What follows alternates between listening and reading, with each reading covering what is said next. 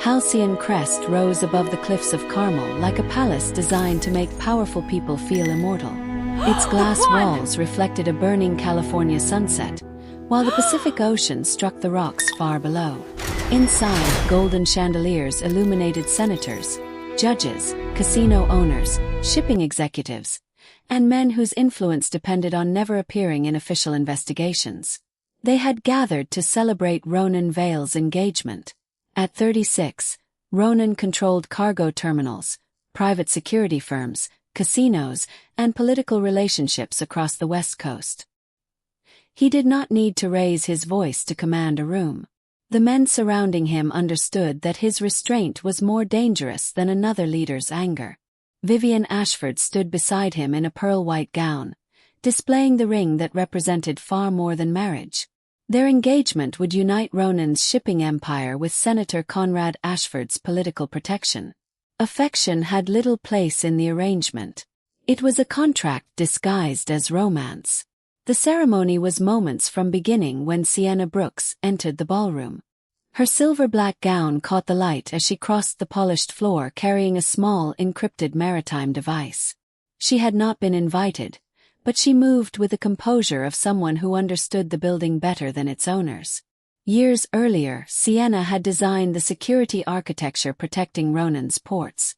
She had later been dismissed after accusing his trusted underboss, Mason Crowe, of manipulating shipping records. Ronan had believed Mason's loyalty over her evidence. The guests remembered only that she had been removed. Several assumed she was part of the event staff despite her formal dress. One donor attempted to hand her an empty glass. Security officers stopped her, searched her aggressively, and examined every object she carried while influential white guests entered with unchecked cases and electronic equipment. Sienna endured the humiliation because leaving would mean allowing Ronan to die. As ceremonial champagne was placed before Ronan and Vivian, the chandeliers went dark. Emergency light washed the ballroom in deep red, and the glass walls transformed into projection screens. Medical records appeared first. The champagne intended for Ronan contained a rare poison capable of imitating sudden cardiac failure. Shipping records followed, tracing the substance through a Vale-controlled terminal. Then the engagement contract filled the walls, revealing a concealed clause transferring legal control of Ronan's ports to an Ashford trust if he died within 90 days of announcing the marriage. Panic moved through the ballroom. Vivian portrayed Sienna as jealous, unstable, and obsessed with destroying their engagement. The accusation spread easily among guests already prepared to see Sienna as an intruder, rather than the engineer exposing a murder. Everyone waited for Ronan's punishment. He approached the champagne table, removed Vivian's engagement ring, and dropped it into the poisoned glass. Then he ordered every exit sealed and transferred temporary control of the estate security network to Sienna. His commanders stared in disbelief. The woman they had searched, dismissed, and accused now held authority over the entire property. Ronan had destroyed his political alliance in a single decision and placed his survival in the hands of the woman he had once refused to believe. Sienna connected her device to the estate servers and traced the poison delivery authorization. The biometric signature approving it belonged to Ronan himself. The biometric signature on the poison authorization matched Ronan's face, fingerprints, and voice pattern with impossible precision. Outside Halcyon Crest, the coastal storm had reached full strength. Rain battered the glass walls while police vehicles gathered beyond the sealed gates. Most of the officers answered indirectly to Senator Conrad Ashford, which meant the estate was surrounded by men who had already decided what version of the night they intended to believe. Inside, Sienna traced the forged authorization through layers of protected code. Across the ballroom, Mason Crowe moved quietly among frightened guests, calming Ronan's commanders while planting suspicion in careful fragments. He never openly accused Sienna. He simply allowed others to reach the conclusion he wanted. Ronan watched her work, but Sienna's focus was no longer only on the poison. Years earlier, her parents had owned Brooks Maritime Systems, one of the most successful black-owned technology companies on the California coast. Isaiah and Camille Brooks had developed cargo tracking software capable of identifying containers even after records were altered or shipping routes were changed. The technology should have secured their future. Instead, Ashford-controlled banks demanded immediate repayment of loans that had never been overdue. Government inspectors repeatedly closed the Brooks facility for minor violations, while larger competitors continued operating with worse conditions. Newspapers connected to Senator Ashford portrayed Isaiah as dishonest and financially reckless until investors abandoned the company. By the time Brooks Maritime collapsed, the Ashford network purchased its patents for almost nothing. Ronan's ports now used modified versions of that stolen software.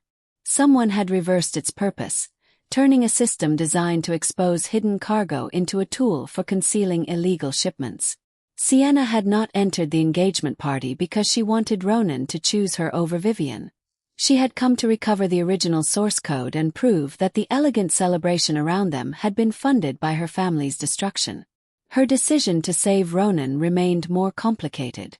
Once, she had cared for him deeply enough to risk warning him about Mason. Ronan had interpreted her evidence as personal resentment and removed her access to his organization. He had chosen the loyalty of the man standing beside him for years over the judgment of the woman who had protected his systems. Now Ronan understood that Sienna could have remained silent. She could have allowed him to drink the poison, watched the Ashfords inherit his ports, and used the chaos to expose them all. Instead, she had saved the man whose empire had benefited from her parents' ruin. Beyond the gates, investigators identified Sienna as the likely poisoner despite security footage proving she had been searched before entering. Media reports quickly described her as an ambitious former employee who had destroyed a respectable woman's engagement. The preferred story required no evidence because it depended on assumptions the public already carried. Ronan refused to surrender her. Sienna finally traced the forged biometric signal to an active device inside Vale Security Headquarters in San Francisco. The device was still transmitting, which meant someone was monitoring the locked estate in real time. Ronan recognized the access route. It belonged to Mason's senior operations team. Then Sienna discovered a second transmission moving through the same network. Someone had begun remotely deleting the original Brooks patent archive. The last surviving copy of her family's source code would disappear in 6 hours unless she reached Ronan's headquarters first. The deletion countdown followed them out of Halcyon Crest. Ronan and Sienna escaped through a narrow coastal service road after Mason's men blocked the main entrance. Rain swept across the cliffs, and police vehicles gathered near the estate gates behind them. By the time they reached San Francisco, the storm had turned the city into a blur of wet glass, red brake lights, and low clouds. Vale Security Headquarters rose above the financial district like a sealed black tower. Ronan entered with only 2 guards whose loyalty he could still verify. Every other member of his organization had become a possible extension of Mason's plan.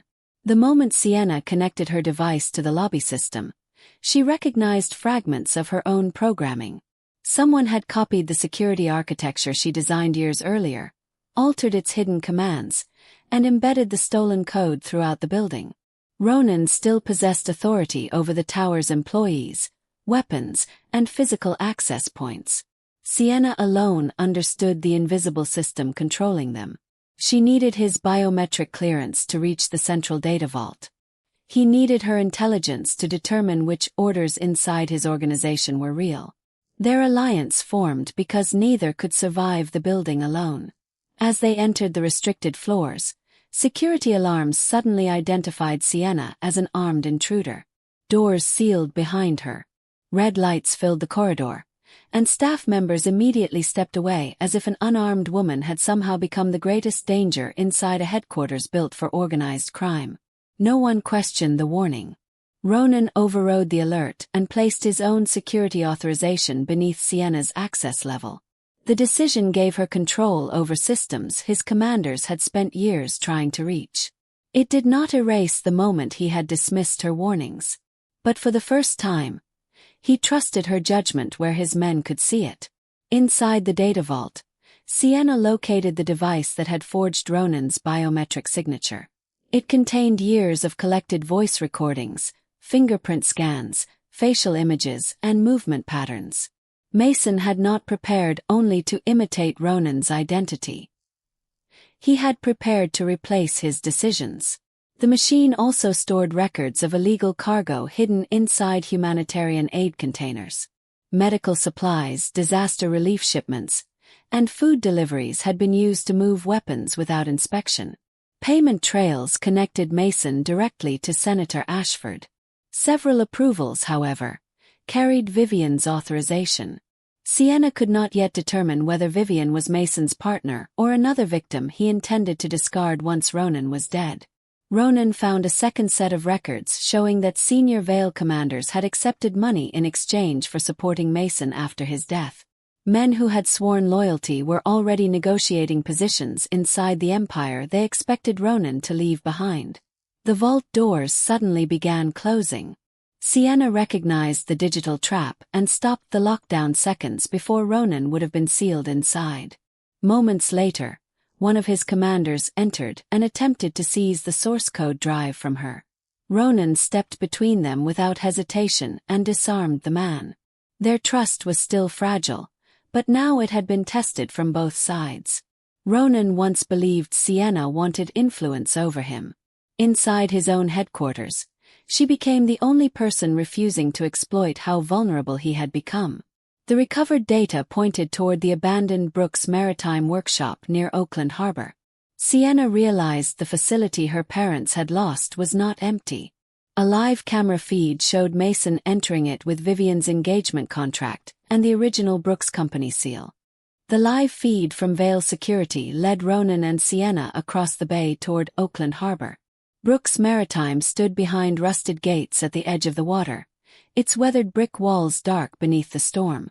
Rain slipped through broken skylights and struck abandoned drafting tables, silent cranes, and machinery coated in years of dust.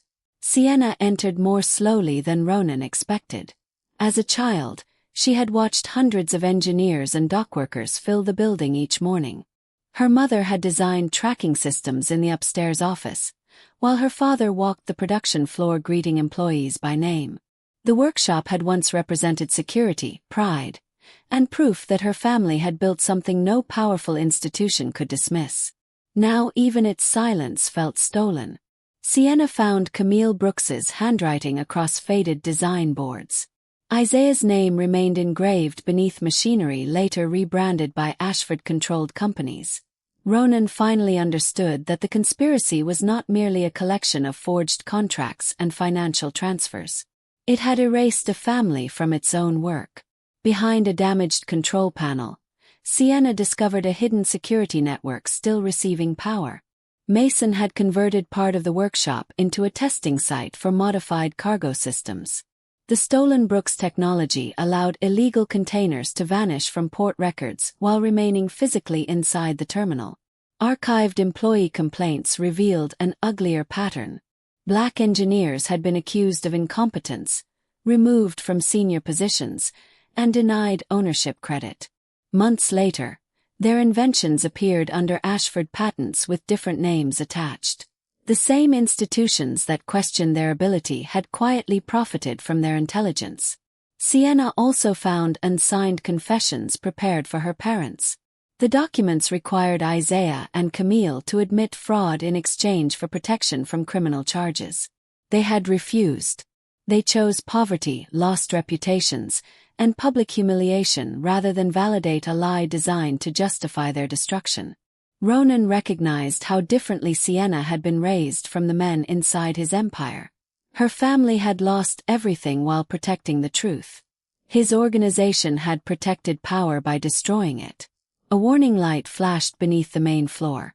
Before Sienna could disable it, Mason's hidden trap released the support locks beneath an elevated platform.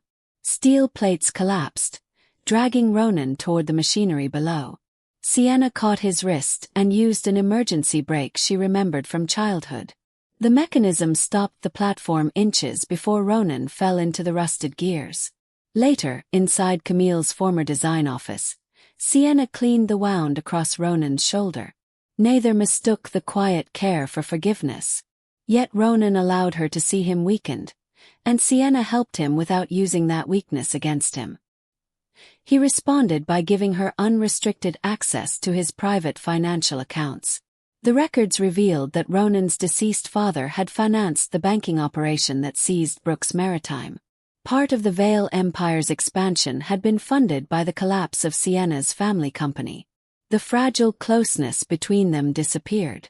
Sienna turned away, but Ronan did not defend his inheritance or ask her to separate him from the crimes that benefited him. Inside Mason's abandoned case, they found the original Brooks Company seal attached to a signed seizure agreement. The signature belonged to Isaiah Brooks, Sienna's father, but the document was dated 3 days after the stroke that had left him unable to hold a pen. The forged signature changed the meaning of every document inside the workshop. Sienna placed Isaiah's medical records beside the seizure agreement and compared the pressure, spacing, and digital pattern of each mark. The signature had not been written by her father. It had been extracted from hospital forms, converted into a reusable image, and placed beneath an agreement he had never seen. That forgery allowed the Ashfords to claim the Brooks family had willingly surrendered its patents. Ronan searched the physical archives while Sienna traced the hospital database. Inside a damaged storage drive, she found surveillance footage recorded during Isaiah's recovery. A younger Mason Crow appeared entering the private medical wing carrying a Vale security credential. At the time, Mason had served as an enforcer for Ronan's father.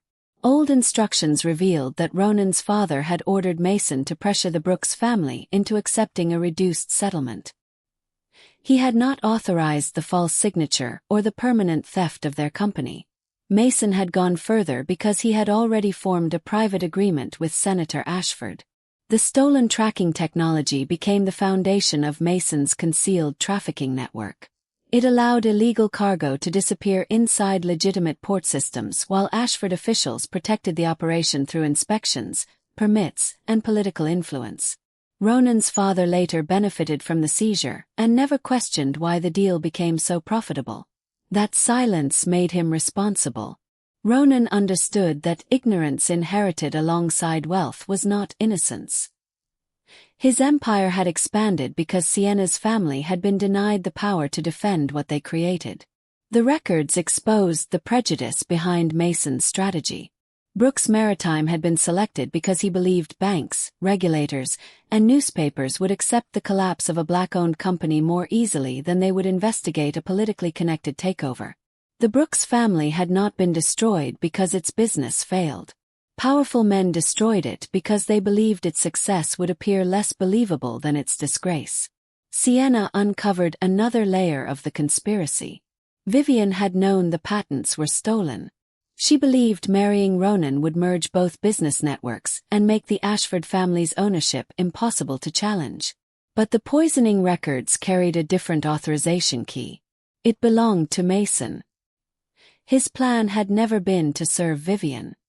He intended to kill Ronan, frame Sienna as the jealous saboteur, and later expose Vivian as the political conspirator who arranged the murder. Every person involved had been positioned to destroy someone else while Mason inherited what remained. Ronan stopped trying to separate himself from the past. He transferred financial records, security files, and ownership documents into Sienna's private system so the truth would survive even if he did not. She saw guilt becoming accountability, but the damage between them remained too deep for trust to return without cost. A signal suddenly activated inside the recovered source code drive. The final deletion would occur at midnight from Ronan's automated coastal cargo terminal. Mason had already summoned the Vale board there to declare Ronan unstable and transfer control of the ports. Before they could leave, Ronan's 2 remaining guards raised their weapons. One had served Mason from the beginning. As Ronan was forced to his knees, Sienna's device displayed a live image of Mason seated at the terminal board table with Vivian beside him. The weapon at Ronan's back belonged to the guard he had trusted longest. The second man moved toward Sienna, reaching for the source code drive. She stepped backward across the old production floor, drawing him beneath a suspended machinery gate. Her hand found the emergency control Isaiah had taught her to use as a child. Steel dropped between them, trapping the traitor behind reinforced bars. Ronan used the distraction. He drove his shoulder into the first guard, twisted the weapon free, and forced both men away from the exit. Within minutes, he and Sienna were outside the workshop. But Mason had prepared for that escape. Edited surveillance footage appeared across news networks before they reached the harbor road. It showed Ronan attacking his own guards while Sienna appeared to direct him through a hidden earpiece. Another fabricated sequence placed her beside the poisoned champagne. Commentators described her engineering career as a calculated path toward seducing a powerful man and stealing his empire. Vivian appeared before cameras as the humiliated fiancé trying to rescue Ronan from manipulation. The lie spread because it demanded less imagination than the truth. For Sienna, the ugliest part was not the accusation itself, but how quickly strangers converted her competence into evidence of seduction and deceit. Ronan's commanders contacted him one after another, insisting that surrendering Sienna was the only way to restore order. Open resistance would reveal how few men remained loyal. Instead, Ronan and Sienna built a counterattack around the betrayal everyone expected from him. Outside the workshop, beneath security cameras Mason controlled, they staged a violent disagreement. Ronan seized Sienna's device, ordered her restrained, and placed her inside a vehicle guarded by his remaining soldiers. Her expression revealed enough hurt to make the scene convincing. The public believed he had abandoned her again. This time, Sienna knew the betrayal was designed to protect their plan. Even so, trusting him required walking willingly into the same fear that had once broken her. The drive hidden beneath her coat was false. It contained an access sequence engineered to tempt Mason into connecting it to the harbor's central system.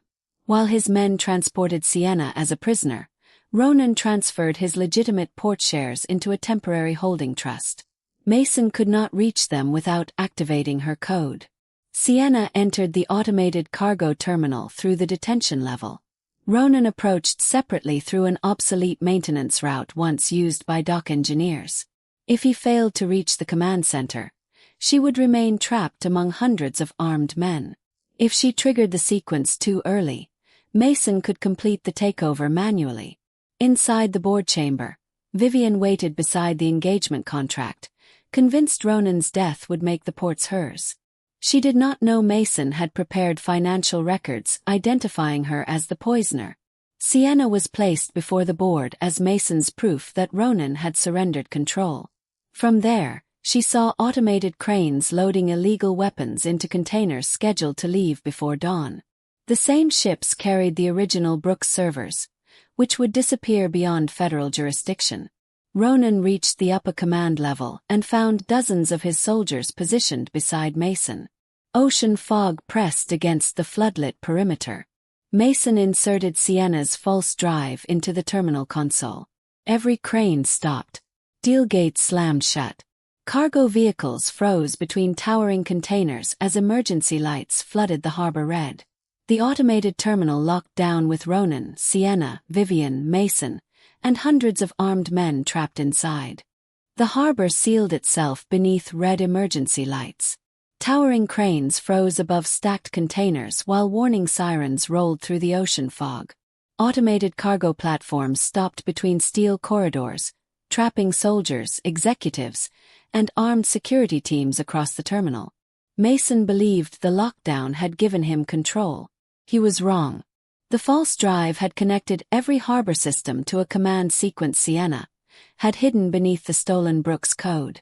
From the board chamber, she isolated containers carrying illegal weapons, locked the loading bridges, and prevented every ship from leaving the harbor.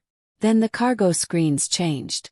Records of the Brooks Company seizure appeared across the terminal. Forged bank demands, discriminatory inspections, stolen patents, illegal shipments, political payments, and Mason's biometric manipulations filled every display. Sienna transmitted the evidence beyond the harbor before anyone could disconnect the system.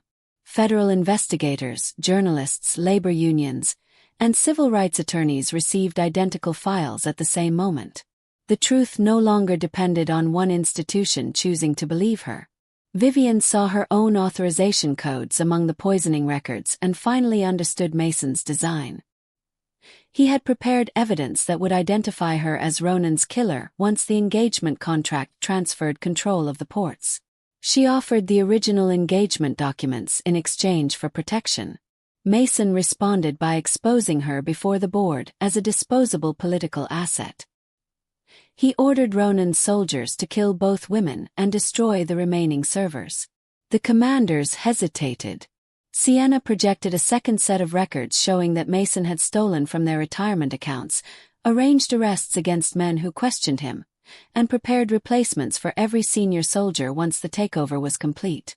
Their loyalty had never been rewarded. It had only postponed their betrayal. Cornered, Mason revealed the prejudice beneath his plan. He had chosen Sienna as the perfect scapegoat because he believed the public would accept the story of a black woman destroying a powerful engagement more easily than evidence of corruption inside respected political and business families. His admission traveled through the live transmission. Mason fled into the moving container grid as cranes restarted above him.